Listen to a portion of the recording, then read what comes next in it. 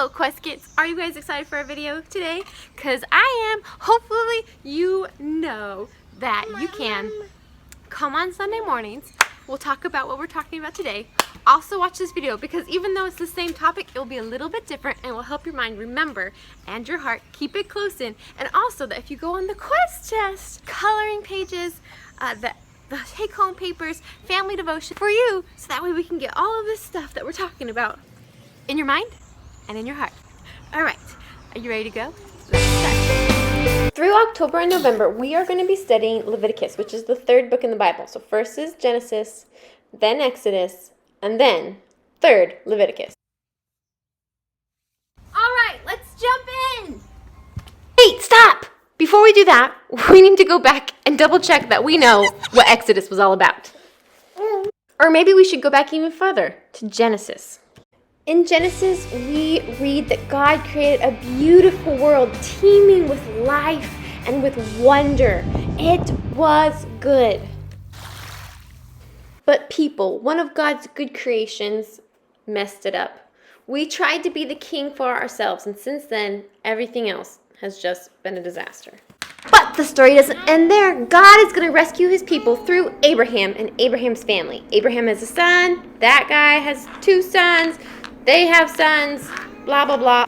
It's a messed up family, but God continues to say, I'm going to use this family to save the world. I'm going to use this family to save the world. And that's kind of where Genesis ends. Okay, go get your paper and a pen. Go get them now if you don't have them.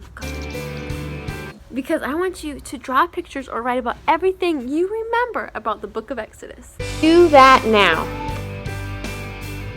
Here are some words and pictures I wrote down of things that I remembered from Exodus.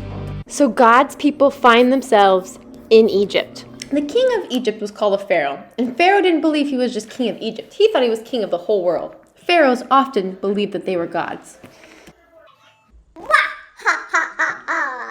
Pharaoh saw God's people growing in number, and he was scared of them, so he enslaved them. Not popping them on the head, enslaved them. He was cruel and evil and killed many of them. But God is so good, he had to stop the evil. He had a plan to rescue his people through Moses. After showing Pharaoh over and over again who was the real king of the universe, Pharaoh let them go. God made a way for his people. He continued to rescue them. And then he led them to a mountain where he told them the very best ways to live. That was a little bit of the story in the book of Exodus. God hearing his people, God rescuing his people, God stopping evil, God giving them the best way to live. So, now it's your turn. With your paper and your pen or pencil.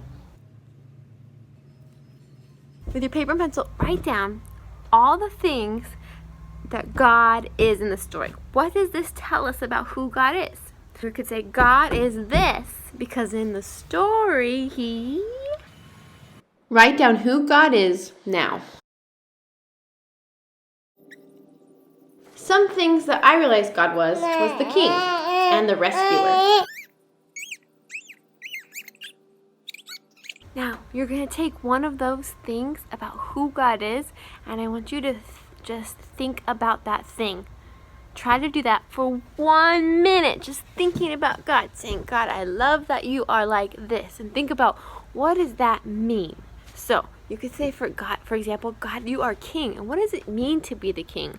What's the opposite of a king? What does a king look like? What does a king do? Or you could say, God, you are good. Or God, you stop evil. Another word for that is just. God, you are just. What does it look like for God to be just, for him to stop evil? And say, thank you, God, that you're that way. What would it be like if God wasn't that way? So it's just for 1 minute, that's what we're going to do. We're going to think about God.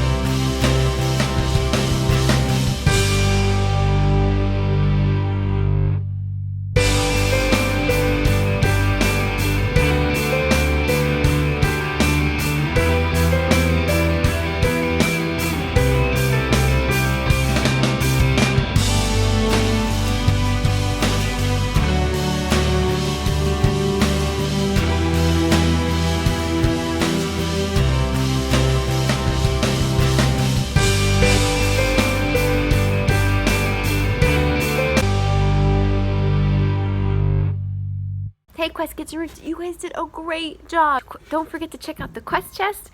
Talk to you later. Bye.